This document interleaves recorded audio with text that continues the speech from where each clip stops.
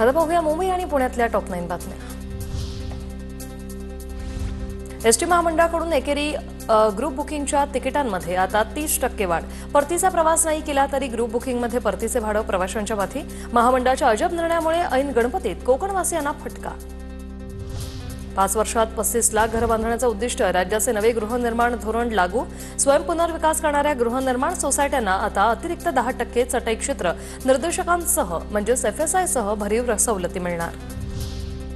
म्हाडाची 20% योजनेतील घरांच्या किमतीत मनमानी वाढ करणाऱ्या विकासकांच्या मनमानीला लगाम। म्हाडाच्या दक्षता विभागाकडून चौकशी। अखेर किमतीसंदर्भात दक्षता विभागाकडून परिपत्रक जारी। मुंबईत गणेश मंडप उभारण्यासाठी ऑनलाईन अर्जाची सुविधा। पालिकेच्या संकेतस्थळावर संगणकीय एक खिडकी पद्धतीने अर्ज सुविधा उपलब्ध। एकाच अर्जावर अनेक परवानग्या मिळण्यास मदत होणार।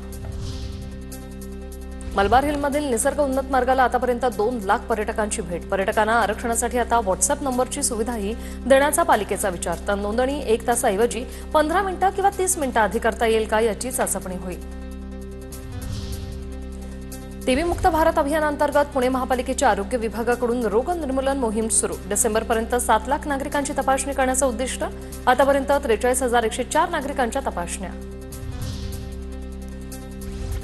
पीएमपी कडून आर्थिक सुधारणा करण्यासाठी प्रयत्न सुरू। पहिल्या टप्प्यात पीएमपीच्या 17 डेपोंपैकी 10 डेपो पीपीपी तत्वावर विकसित होणार। बस थांब्यावर जाहिरातीच्या माध्यमातूनही उत्पन्न वाढीसाठी प्रयत्न होणार।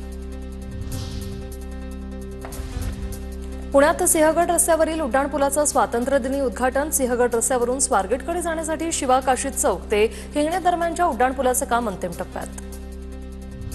पुणे महानगरपालिकेच्या प्रभाग रचनेचं काम अंतिम टप्प्यात। 2-3 दिवसात प्रारूप प्रभाग रचनेचं काम संपणार। प्रारूप प्रभाग रचनेचा आराखडा 4 ऑगस्टला नगरविकास विभागाला सादर केला जाईल।